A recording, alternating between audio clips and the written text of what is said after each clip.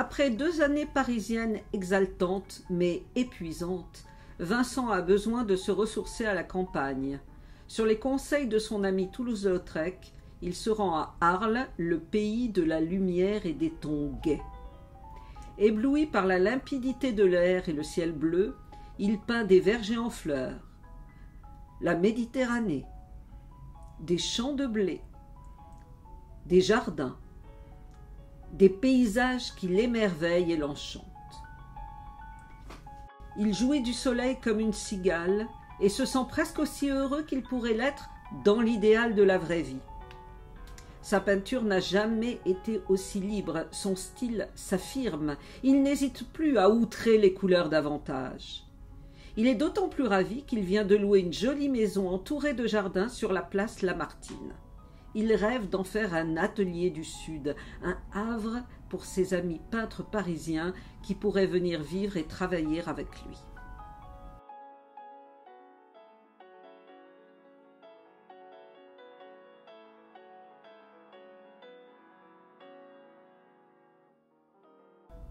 Située sur une belle place donnant sur le Rhône, la Maison Jaune est un petit bâtiment à 2 ailes.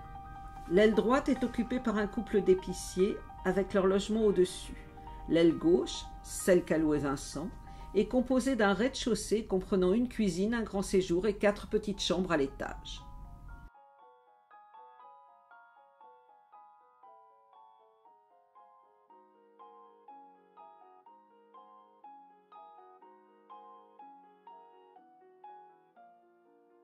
Il en fait un dessin, puis une aquarelle, et enfin une peinture somptueuse qu'il décrit à son frère.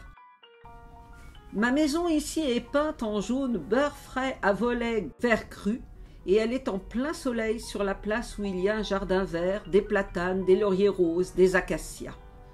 En dedans, elle est toute blanchie à la chaux, et le sol est en briques rouges, et le ciel bleu intense. Là-dedans, je peux vivre et respirer, et réfléchir, et peindre. Il l'aménage et la meuble avec amour.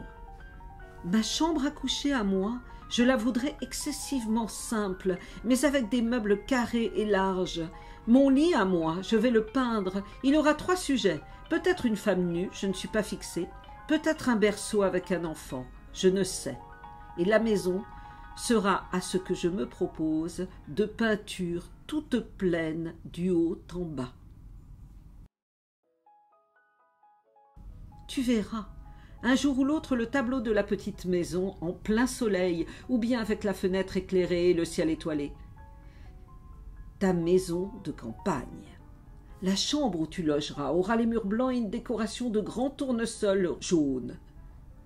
Le matin, en ouvrant la fenêtre, on voit la verdure des jardins, le soleil levant et l'entrée de la ville. Ce ne sera pas banal.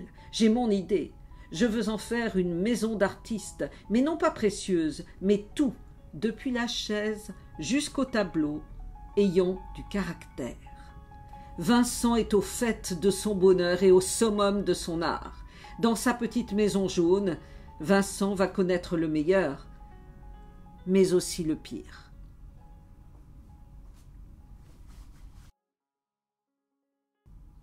Pour réaliser son rêve d'atelier du Sud, il invite Gauguin à le rejoindre. Les premiers temps, ils peignent ensemble aux Alicants et dans la campagne environnante, mais très vite leur relation se détériore.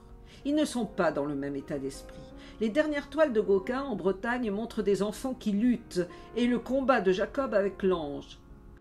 Vincent, lui, a la tête dans les étoiles. Et le jour, il peint de grandes fleurs jaunes ou des jardins. Le lutteur et le rêveur ne vont pas faire bon ménage.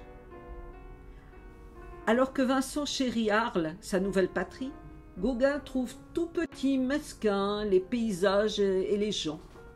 Il déteste les auteurs Daudet, Zola et les peintres Millet, Monticelli, Daumier que Vincent vénère. De son côté, Vincent n'aime pas Ingres, Degas, Raphaël, les peintres préférés de Gauguin.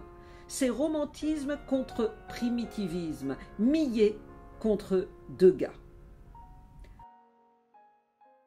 La Maison Jaune devient le cadre de tensions extrêmes. Gauguin a fait un portrait de Vincent qui ne va pas lui plaire. « C'est bien moi, mais devenu fou », a-t-il écrit. Son dernier autoportrait le montre amaigri, anxieux.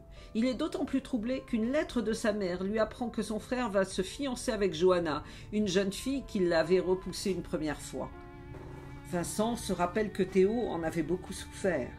De plus, il craint que ses fiançailles ne remettent en question l'aide qu'il lui apporte. C'est ce même jour que Gauguin décide de partir. Pendant qu'il rassemble ses affaires, Vincent se réfugie dans l'atelier et travaille sur une toile de corrida avec des taches de sang dans l'arène. Après le départ de Gauguin, il monte à l'étage et constate qu'il a emporté la plus belle toile de tournesol. Il est furieux, veut une explication. Il pense que Gauguin est allé au bordel qu'ils avaient l'habitude de fréquenter. Il veut le rejoindre, mais avant, il doit se changer, se raser. Devant son miroir, un trop-plein d'angoisse fait déraper sa main. Un besoin de se faire mal, de se mutiler, que la douleur physique soit plus forte que le désespoir. Un coup de rasoir brusque, rageur, son sang coule, un beau rouge. Son oreille gauche gît dans la cuvette. Un cadeau pour Gauguin, ce toréador. Il la prend dans sa main, fait un bandage sommaire autour de sa tête, se couvre d'un bonnet et se rend au bordel, mais Gauguin n'y est pas. Ne sachant plus que faire de son morceau de chair sanguinolent, il le tend à Rachel, une des filles, lui dit d'en prendre soin, puis s'en va. Quand elle voit ce que Vincent a mis dans sa main, elle s'évanouit. Il revient chez lui, les forces lui manquent, il perd beaucoup de sang. Arrivé à son lit, il tombe dans un lourd coma. Quand il se réveille, les gendarmes sont là. On l'emmène à l'hôpital. Il subit une terrible crise qui nécessite qu'on l'isole dans une cellule.